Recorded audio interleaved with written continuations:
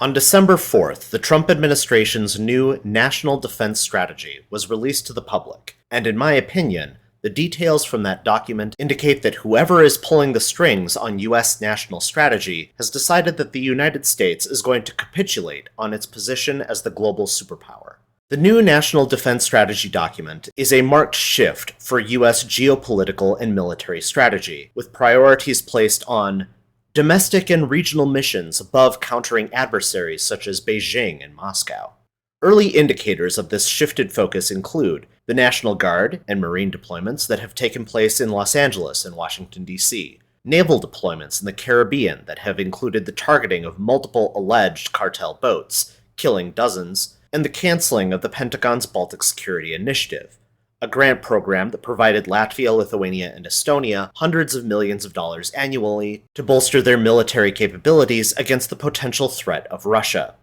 Editor Cat, on December 17th, the Senate passed the 2026 National Defense Authorization Act, which restored funding to this program. We will see if the administration honors their legal obligations. Back to the video. So what do these actions and this document signal of the Trump administration's intentions? And equally important, what can we expect as consequences for these actions if continued and amplified? Well, I'm going to be blunt as to my opinion. What it signals is that the Trump administration intends on using the military both within the borders of the United States and within greater Latin America. Combined with the rebrand of the Department of Defense as the Department of War, I would argue this also signals an intention of using the military aggressively. Within the United States, this would mean additional deployments of the National Guard within U.S. cities. It could even mean deputizing the U.S. military as part of immigration enforcement. This would dovetail with the decision earlier this year to militarize much of the southern border, thereby allowing the military to detain civilians within those militarized regions. We can also expect that the U.S. military will continue to be used against drug cartels. While strikes so far have been made against boats, alongside a newly announced naval blockade of Venezuela, there is increasing rhetoric about expanding into bombing campaigns on land targets.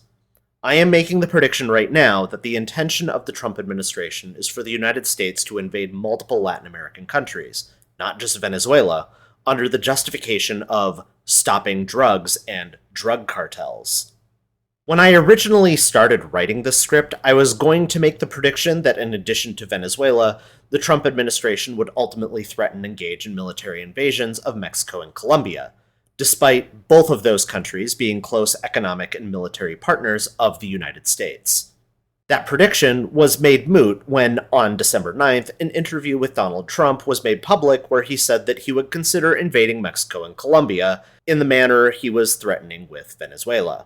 Again, Mexico and Colombia are U.S. economic and military partners. This would be like Trump threatening to invade Canada and make it the 51st state. Oh wait. Anyhow, the net effect of all these actions, both in the United States and within the Caribbean basin, would be to destabilize all of the countries in which the U.S. military were to deploy, which would include the United States itself. Meanwhile, this redirected focus for the U.S. will have significant impacts around the globe. Let's look to Europe first.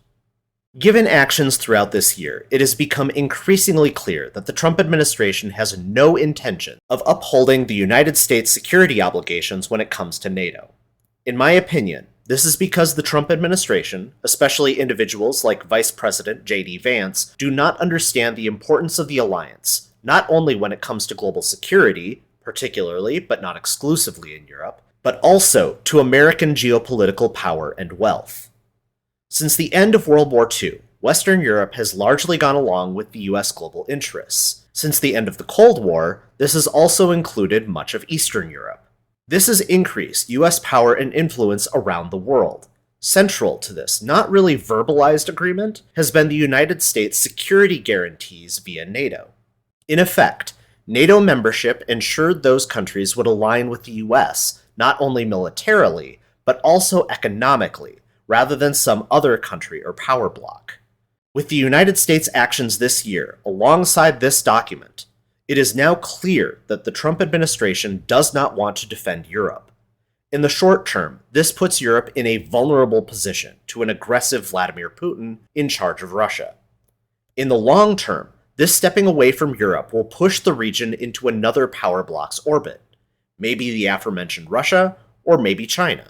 Or a third option, and the one I see as increasingly likely due to the threat of Russia and the United States to European security, more on that in a moment, that the European Union ultimately forms its own economic and military power bloc independent of any other.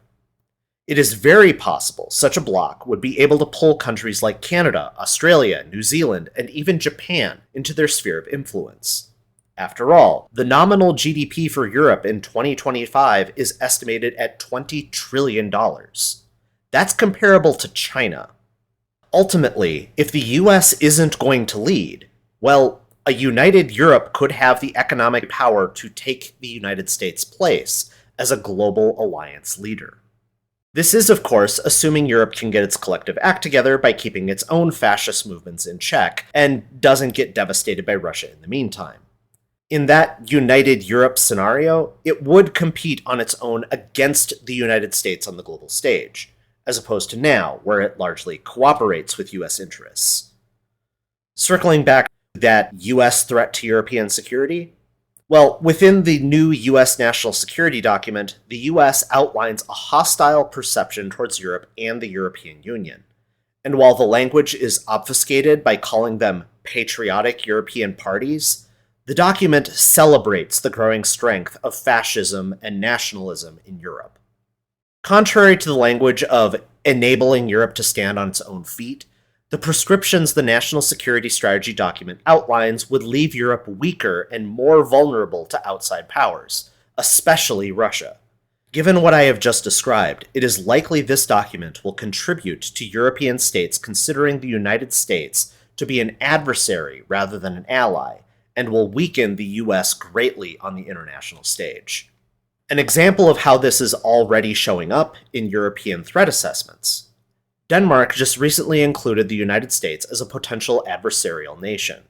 Given the timing, this assessment would have been completed before the US National Defense Strategy document was made public, and it illustrates how just Trump's leadership of the USA is already leading to longtime allies to view the United States as an adversary. Now let's look at the potential impacts of the US withdrawal from world affairs on China. The most important one is the very real possibility of China attempting to invade Taiwan, something Xi Jinping has stated he wants to be possible in 2026, though I am skeptical China will have the transport capacity for a sustained invasion by that date. Without US support, there is a very real danger China would not only attempt, but, despite my skepticism, succeed in such an invasion.